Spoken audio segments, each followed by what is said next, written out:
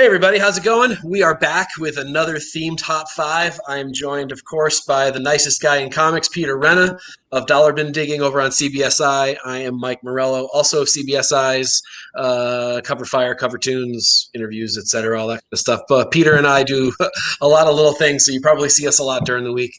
Yeah. And this is one of our little pet projects these Thursday nights. So thanks for joining us. Really appreciate it. Tonight's topic is one I love.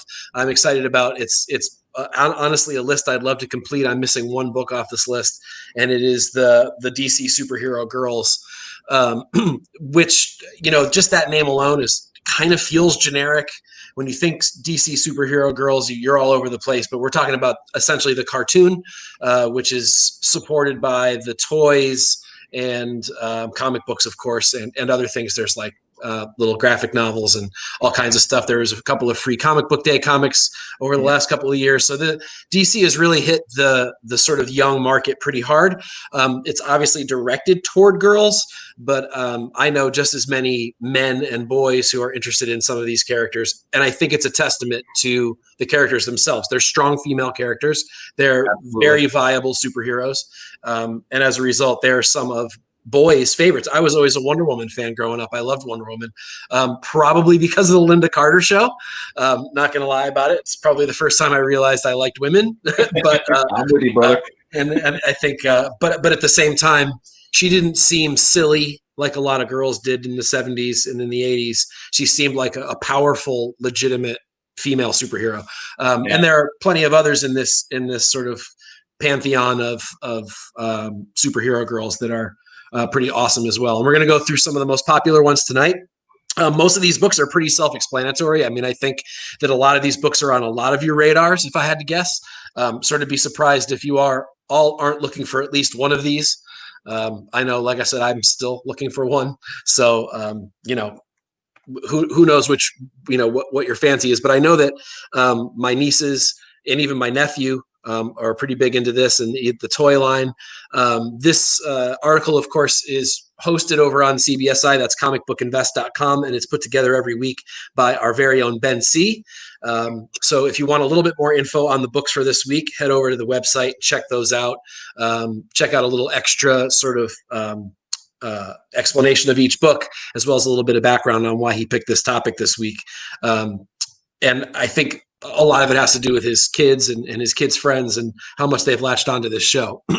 The character group has sort of grown over the years. I think when we first thought about this set of characters, we thought Wonder Woman, Batgirl, maybe Poison Ivy, and possibly a couple of other Supergirl.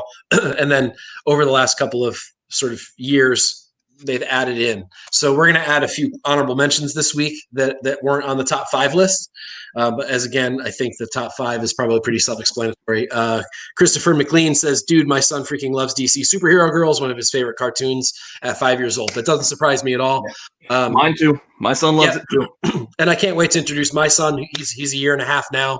And I'm looking forward to showing this to him because this is the right age group. And I think this is a great way to introduce him to this side of the superhero thing. Marvel isn't really doing anything quite to this level. We can exonerate Marvel for all they do in the MCU and their adult content, but I'm not sure they've quite hit the kid content quite as well as DC has done with this show. You just haven't put out enough of it, I think. Yeah, like they tried, and it's not bad. Like the bits that they put out with like the initiation, like the Spider-Gwen and they had Squirrel Girl. Like they had a nice crew going, and they had the toys, but I don't think they had enough behind it. Not enough push. Yeah, I mean, I think there's the possibility that the whole Edge of Spider-Verse stuff, the movies can drive some of that, but an ongoing show, something that a kid can wake up on Saturday morning and go watch or watch after school, and continue to get content, over and over and be able to get it pretty easily on the internet or on TV or wherever they get it. And I think Marvel hasn't quite hit that just yet. There was plans to do that. There was plans for a couple of cartoons in the works, and who knows now with COVID if those are ever going to really come to fruition. They may not. I don't really know what the plan is. I assume we'll find out more at San Diego Comic-Con, the virtual version that's coming up, and we'll find out more about what the plans are for everybody. And I'm kind of hoping for something good for my son. I was happy to see that there's going to be a Bad Batch show. Speaking of cartoons, I was kind of bummed that my son might not enjoy cartoon Star Wars, but it looks like he's going to have some cartoon Star Wars. So that's pretty cool too. A little shout to a couple of the people in the chat. We got Andy Tomberlin joining us of the Indie Spotlight series. Thanks, Andy, for joining us. And Christopher, of course, who you already saw as well, and others joining us as well, probably silent, and that's fine. So either way, I'm excited about this list. I'm excited about a lot of these books. I'd hunted a bunch of them for a good decade. I'm lucky enough to own 4 of the books on this list, 2 of which are behind me. And I know that a lot of people are gunning for these, and we'll get into each one now. Goose egg for me. Goose egg for Peter. I'm sorry for me. I do not have any of this fun. Too much X-Men, Peter. Come on. Broaden your horizons. Too, but yeah, I just haven't gotten a hold of these yet. Looked, wanted, seen them, haven't pulled the trigger yet, but fair enough. Yeah, some of these books are pretty high priced, and with news in the pipeline, not only for the cartoon, but also potential live action movie stuff for some of these characters. Some of these books are really expensive and really hot, especially in higher grades. Yeah. The first one that we're going to get into, honestly, is probably the easiest to get, but possibly the hardest to get in good shape. And it is one that most people know. It's Batman Adventures number 12. It's the first Harley Quinn appearance in comics. This is a touchy subject because she appeared in like a book that came with a tape before this, and she appeared in a coloring book before this. But this is her first real appearance in a comic book. I think she also had a frame from the cartoon in a Wizard, if I'm not mistaken, prior to this. So there's some debate about. Yeah. Oh, Hero. That's what it was. You're right. Yep. Hero magazine. But this is widely accepted to be her first appearance, not in continuity, but in comics. And this is a highly sought after book. But of course, this was marketed to be a kid's book. And so as a result, it went to kids, and kids read it, and kids chewed on it and damaged it and did all the things that kids do to paper goods. So finding this book in high grade is pretty difficult. I don't know how many I've seen over the years, probably I would say somewhere between 50 and 100 total copies. And I would say I've only seen 4 or 5 that are in like the 9, 4, 6, 8 range. Most of them have ticks in them at least, and are not generally in good shape. A fun book, cool art, kind of iconic art from this cartoon. You know, the Batman Adventures cartoon was maybe the best cartoon ever made. There's some debate about that too, of course. So there's some X-Men fans out there who would argue that the X-Men cartoon was right up there, and maybe Turtles or G.I. Joe or one of those. But I think from an animation standpoint, Batman Adventures was potentially the best one, and that's where Harley appeared first. And this is the book that sort of corresponds to it. Prices have kind of roller coastered over the years. When it was hot, it was tough to get this book raw for less than, say, like $500-600. It went down to like $200-300. It's kind of gone back up to $300-400. It sort of fluctuates depending on her movies and where she is in comics. I've heard that her current adult side comic is ending in a couple of issues. I don't know what they'll do with her 75. After that. 75, right? But then there's some DC Black Label stuff for the character that puts her in sort of the darker side of the DC universe too. So they kind of use her in very different ways. But from a kid standpoint, and one that really does tie into the cartoon really nicely, not only the Batman Adventures cartoon, but the Superhero Girls cartoon, is this whole comic series, which is just really fun with some really cool, simple covers. I love these books. And this is probably shocking that this is number 5 on the list. For a lot of you, you're probably going, wow, this is number 1. This has to be number 1. By far the hottest book. I mean, we're gauging hot not only based on popularity and volume, but also price. And this is probably the softest priced book on the list this week, even though it might possibly be the one that sells the most copies. Yeah, right now the shine is off Harley. She doesn't have a movie right now. Birds of Prey didn't hit quite as well as they hoped it would. So, the luster's a little dulled right now. So the price is just, like you said, it's a little soft. And there's also the sort of the debate between which Harley, right? Do you want adult Harley in the hot pants, or do you want the jester version? of Harley, and I know there's people in both camps. This is obviously the sort of jester version, which a lot of people like better, sort of the more kid-friendly version, if you will, as opposed to which is more in line with her look in the Superhero Girls show, as Peter has here on the graphic. Just a more innocent kind of a look, but it's sort of a cross between the two, where she's a little bit more innocent, but yet still kind of has that multicolored hair thing going on, and it's sort of a kind of mixing both so that everyone can kind of like this version of the character. A quirky character, a really cool one, and I think there's no need for more explanation on her. We go to the next one, and this is the book on the list that I don't own because I can never find the damn thing with the centerfold intact. Centerfold. Pinup in this book is, I mean, it's like the pinup's a ghost. The book is not all that uncommon. I call this book the other 181. Not to be confused, of course, with the other 181. Peter, what do you think that is? The other 181. Oh, the other 181. Well, we have the hope. You got this one. Shoot, I know this too. I'm not going to put you on the spot that badly. Daredevil 181. I was going to throw Daredevil. Is he going to throw Daredevil? Maybe. Well, I think it's an important book from a violence standpoint. It definitely changed the view of what violence could be in a comic book. That's true. For better or for worse, whether you agree with it or not, liking it or not. It definitely did change the game a little bit. But anyway, back to this book. So Batman 181, first appearance of Poison Ivy. And honestly, I actually just dropped a Poison Ivy cover tunes this week, really not even having anything to do with this particular show. Just one of those things where Poison Ivy kind of got ignored by DC through the Silver and Bronze Age. She appears here. She appears inside 2 issues later. Then she doesn't appear again for like another, I think it's almost 30 issues. Then she doesn't appear again for like another 50 issues. She's only in 30 issues of Batman and 19 issues of Detective overall. That's 1,600 issues of Batman comics, and she's only in 49 of them. That's crazy to me. Yeah. For such a popular character. And I think her popularity, honestly, has come from this cartoon to a large degree. I think younger generations have latched onto this.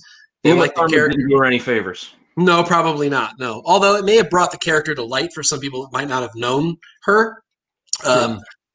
There's obviously been a lot more of a modern sort of push for the character. There's been a lot of great Art Germ covers and Middleton covers, and a lot of the sort of hot new artists are using her, drawing her on covers, and doing a really great job. So the character is obviously popular now, but there was a long time where she just wasn't in very much of anything, and it seems like such a waste of a cool character. Some people don't like this version of her costume. It's a little maybe silly with the flowers in her hair and that kind of thing, but this, such is the time. I think this is 1969. This came out, if I'm not mistaken, so this is still Silver Age, barely. But again, it's really hard to find with the centerfold intact. It's also really hard to find in good shape. Even when I do find it with the centerfold intact, there's like pieces ripped off of pages, and it's crinkled and it's creased everywhere. And so this book, I think has a lot of room in it. And not that I'm going to get on the speculation side of anything. It just is hot already.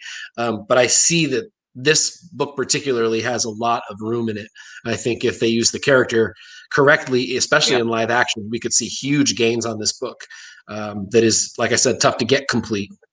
So anyway, this is the one I don't have yet. So I'm on the hunt for one of these. This is like my current big hunt is to try to get this one. So I'm working on it. And I should say prices on this are about the same as Harley. If it's complete, even in lower grades, expect to pay $300-400 for it. If it's in higher grade, it gets closer into the $600-800 range, and even up into the thousands, or single thousand plus if it's in nicer shape. I don't know what 9/8 go for. I don't assume there are very many 9/8 out there. I assume there's a high premium for that. But with the pinup missing, even still, this book still gets about $200, $150, $200, $250 without the pinup inside. So that's still pretty crazy, and that's still pretty impressive for a book missing essentially an entire wrap, which is crazy to me. But now we start to get into the big boys. We get into the number 3 here, and first Supergirl, Action Comics 252.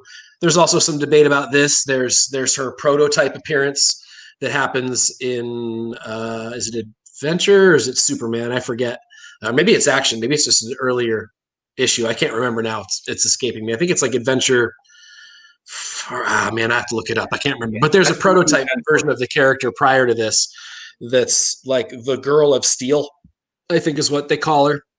But this is the widely accepted first appearance here, and this is a big boy book. There's no doubt about it.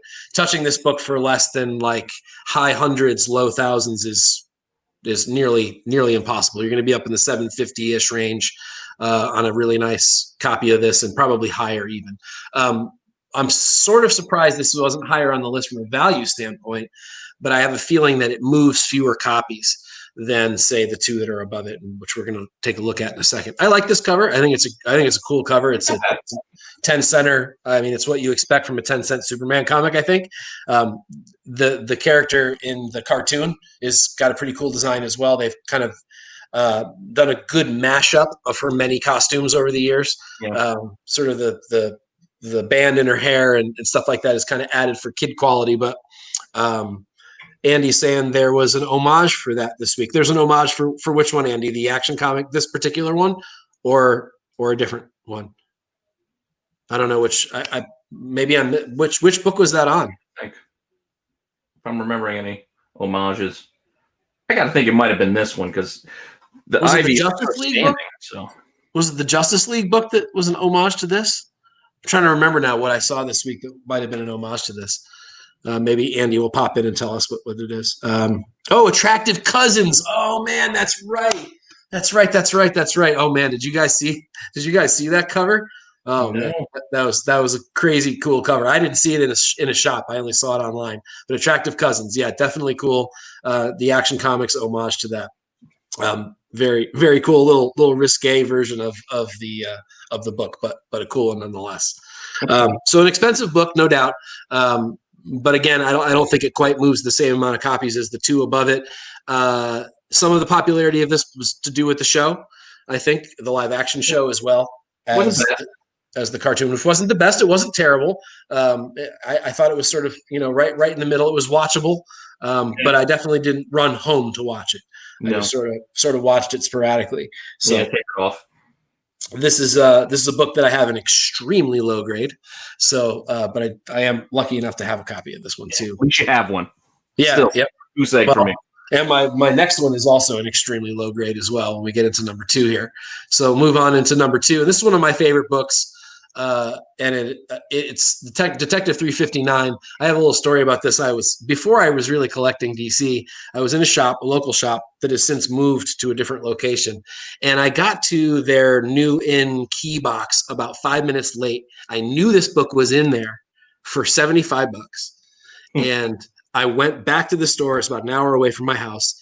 And I missed it by 5 minutes. A guy had it he was pulling it out of the box as I walked into the store, and I was so upset. I finally managed to get myself a low grade copy a little bit later on for about the same money, which was also a steal at the time.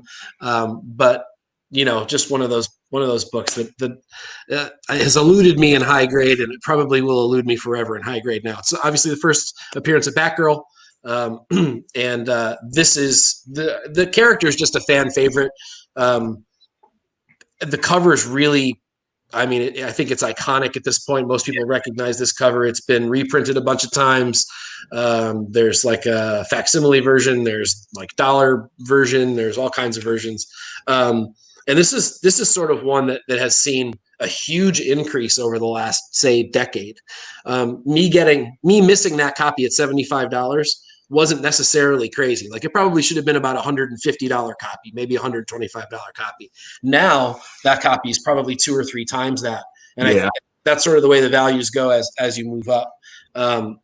It's a pretty expensive book in high grade.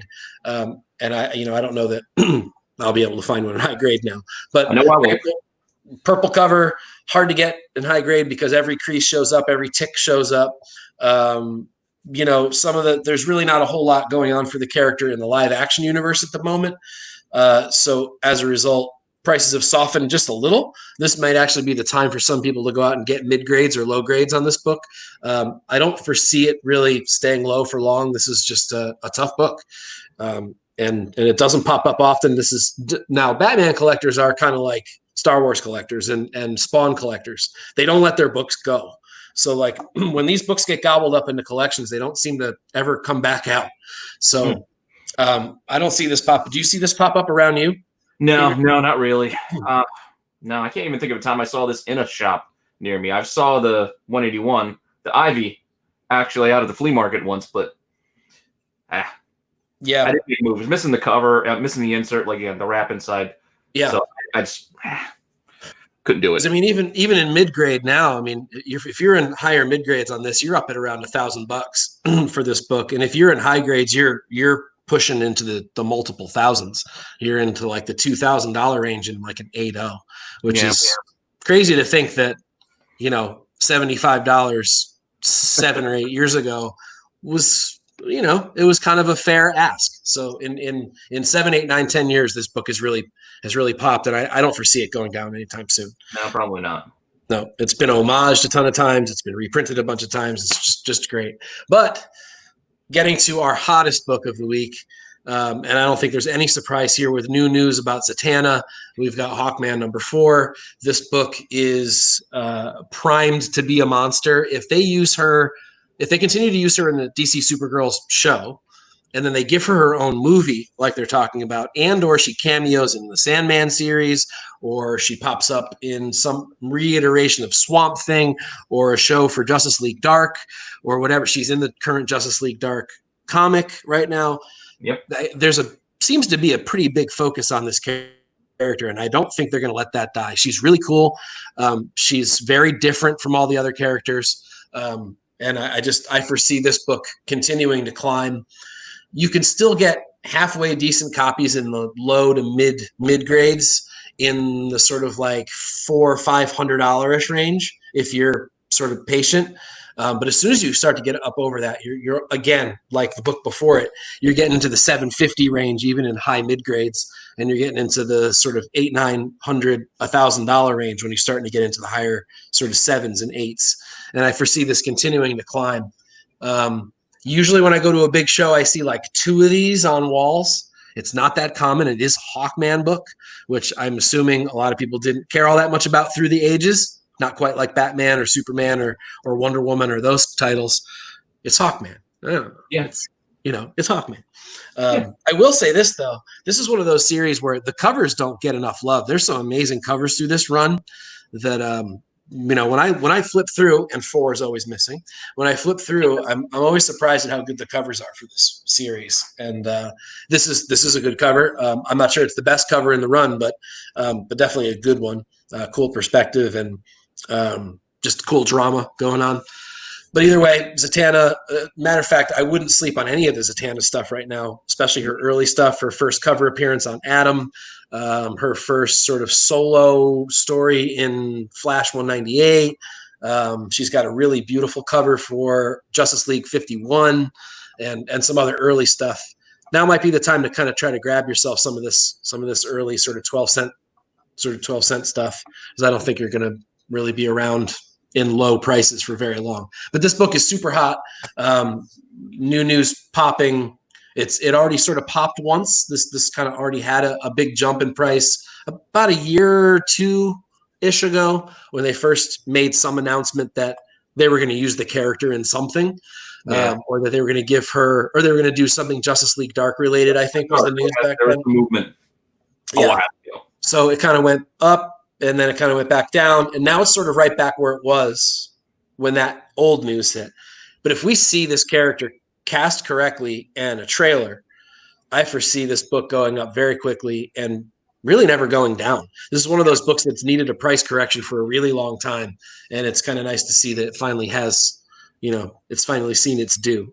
But if she were on the cover, this would be a completely different conversation. It would be an unbelievable difference. Yeah, the one that I'm drawn to is that DC Superstars of Magic or whatever that is. I think I forget the number now. But that book is soft in price, or at least it was before this news. It's a really tough book to find. It's got an all black border on it. That's another tough one too. I think that's her first devoted book that's just hers. So that one's also seeing some good gains too. But this is the monster. This is the big one. I was going to say big boy, but I guess tonight I should say this is the big girl. And it really is, and I think it deserves to be. It's definitely the hottest book on the list today, anyway. But I think all 5 of these books are absolutely long-term PC kind of holds. They could be good flips if you are that guy, and you want. Yeah, and if you can find them at a decent price with some meat on the bone, these books all move. People always want all 5 of them, and I don't ever foresee that changing in my lifetime anyway. That's the thing with most of these books. I mean, like you said, like the Batman Adventures or Batgirl Adventures, that's an easier one to find because there are a lot of copies out there. Again, highest of grade. But the rest of these, if you had it and you wanted to move it, you won't have trouble doing so. Right, you'll be looking for it. Yeah, you'll never be stuck holding this, even in low grade. These books still fly when they're even in. Matter of fact, there are some collectors who prefer them in low grade because that's where I would be shopping. They can play a little bit with grade, and they might be able to press it and get a little bit better of a grade, or just to own one, just to say, hey, I've got one. Because I mean, you look at my Batgirl. I mean, this thing's beat. This thing is not in good shape. It probably looks like it is from this little thumbnail, but look at all the creasing. You can tell it's just not. Not a nice cup. But I mean, I'm happy with it. I have one. It's complete. The cover's attached. Like, I'll take it. Whatever. It's good enough for me. And I would take really any of the books on this list, except for maybe the Harley. I mean, a modern book you should hold out for a nicer copy, I feel like. But these older sort of bronze and silver books, I think take what you can get at this point, especially with all of these being so hot. But we are not done. We've got honorable mentions. The first honorable mention, you may feel like, wait a minute, there's something really big missing from this list. All-Star Comics 8, first Wonder Woman. The reason why it's not on the top 5 is because there's not enough copies of this to track. We can't call this a hot book because maybe 1 or 2 sell every year. It's hard to call that hot. Now, when they sell for tens of thousands of dollars if they're complete. And of course, this, along with Sensation #1 and Wonder Woman #1, all fairly equally sought after. And I say that because she's not on the cover of All-Star Comics, but she is on the cover of the other 2. So as a result, those other 2 books, they garner pretty decent money, pretty close to the money that this does, just because she's on those covers. Exactly.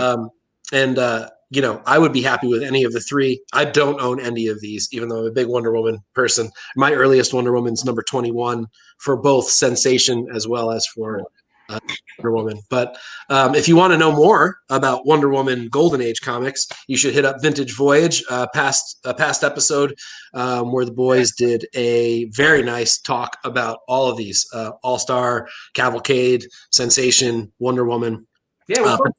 But this is the big boy, big girl. Pardon me. This is the big girl because this is actually her first appearance, and I've never actually seen a copy of this in person. Me either. I don't know that I ever will, unless I get really lucky, and I certainly won't be able to afford to buy it. That's for sure. So anyway, it's on the hot list as an honorable mention, not because it doesn't deserve the top spot, but because it's hard to call it hot. I think all of us would love a copy of it, but good luck finding one, and then good luck affording one. If you can, God bless you. That's awesome. Maybe I saw one at Jeppy's Museum. I can't remember. I know I saw an action. I think it was Tech 27. I don't know if I saw this while I was there. I've seen a Wonder Woman #1 a couple of times, and I've never seen a Sensation, and I've never seen one of these either. So, and I would love a Sensation, but I don't think that's going to happen in my lifetime.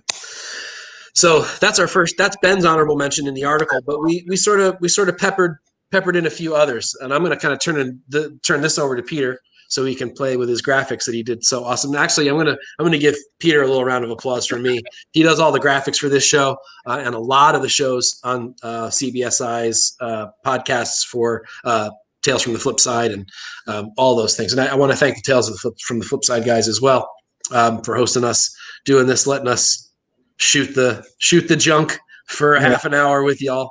It's pretty great. So that's that. But we're going to move into some other honorable mentions that we kind of added ourselves. I just girls on the list. That's all. I mean, I just felt like, we had, the nice honorable mention. I figured, while we had it, I had that whole group of characters. So I figured, well, let's just take a look at some of the others, because I have a couple of these.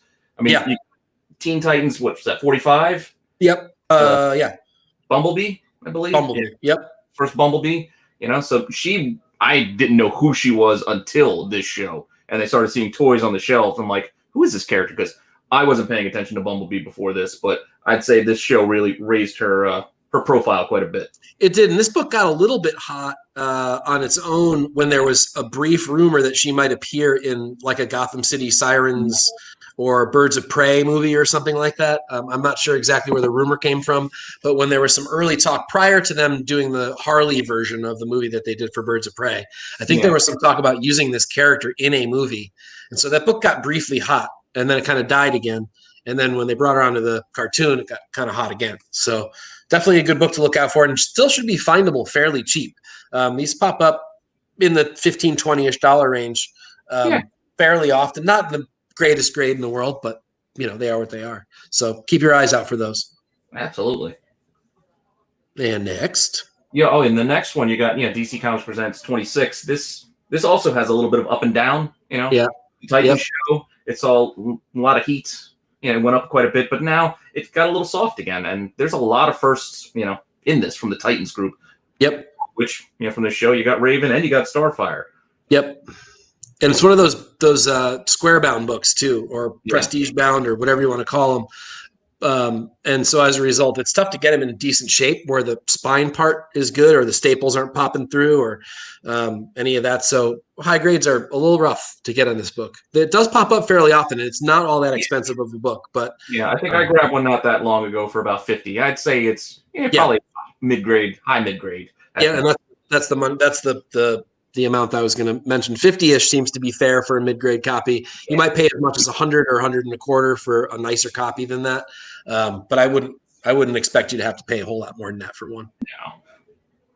And I think this last one, this Brave and the Bold 200, this got a little bit of heat too with the first Suicide Squad movie because it's the first appearance of Katana. Yeah. And I think there's a few versions of this character, but this one I know was one of the ones that spiked a little bit back in the day. Yep. A cool character. Could have been utilized a little bit better, I feel like, but definitely a cool design, a cool idea. And she looks great animated as well. I mean, that sounds silly to say, but some characters just don't translate well to animation. But I think that this character does. Actually, I think they all do, to be perfectly honest with you. In this particular case, anyway. And then I did another quick little group. Yep. And we have Action 521. You got First Vixen. Yeah. Showed up on like Legends and a couple of places. So another interesting character. And then, I had to put the Justice League Green Lantern grouping because Jessica Cruz's first is it's a mess if you really want to go through it. I mean, there have been numerous articles. I even covered this once in Usual Suspects, but I have avoided it. I put all the cameos and everything. So you got Green Lantern 20, Justice League 30, and then 31, whatever you want to look at. But Jessica Cruz, who got her own animated movie, through DC, those books, grab them when you find them. And that's one of those things where, like anything that has that sort of mire of confusion, just buy all three. They're all cheap. I mean, and that's not me just being like, oh, waste your money and buy them all. It's just like it's one of those things. Just have the whole little stack together. Hedge your bets.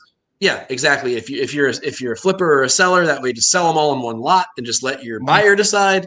Or if it's for you for your PC, now you've got whatever gets decided on a CGC label or whatever gets down the road gets retconned or whatever happens. You've got them all. You don't have to worry about it. You may be paid $10 a piece for them. Yeah. Unless you want to dig into the weird stuff like the 1 in 25 or the Green Lantern 20 that black and white cover or the combo pack of I think 30 or 31. Those are hard to find.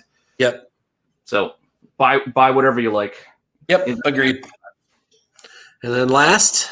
And then I like this one. I used to find this in dollar bins all the time. I don't find it anymore. This is Firestorm 19. And this is Killer Frost, but I think on the show they just call her Frost because the kids shows, and they don't want to call her Killer Frost. But right. Another cool character. Great design. Again, translates really well to animation. She stands out, very different from everything else. Very cool character. Well, she's on Flash.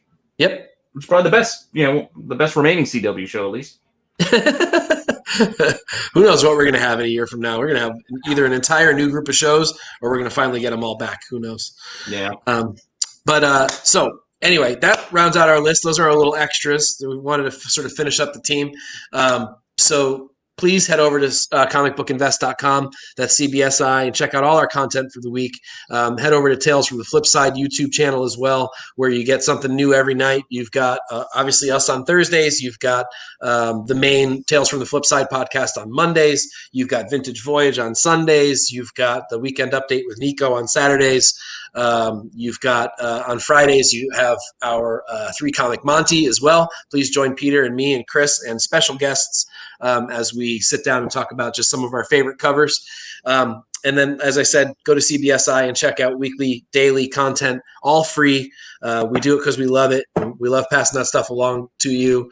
Everything from Topher's True Firsts to Peter's Dollar Bin Digging to my cover tunes, Andy Tomberlin's Indie Spotlight series. We've got the Wednesday one, the Hot 10 list, our Ben C's Hot 5 list, and some classic covers. There's all kinds of stuff. Pretty much your online wizard magazine. So go check that stuff out, both on Tales from the Flip Side YouTube channel and our comicbookinvest.com website. We really thank you for joining us yet again.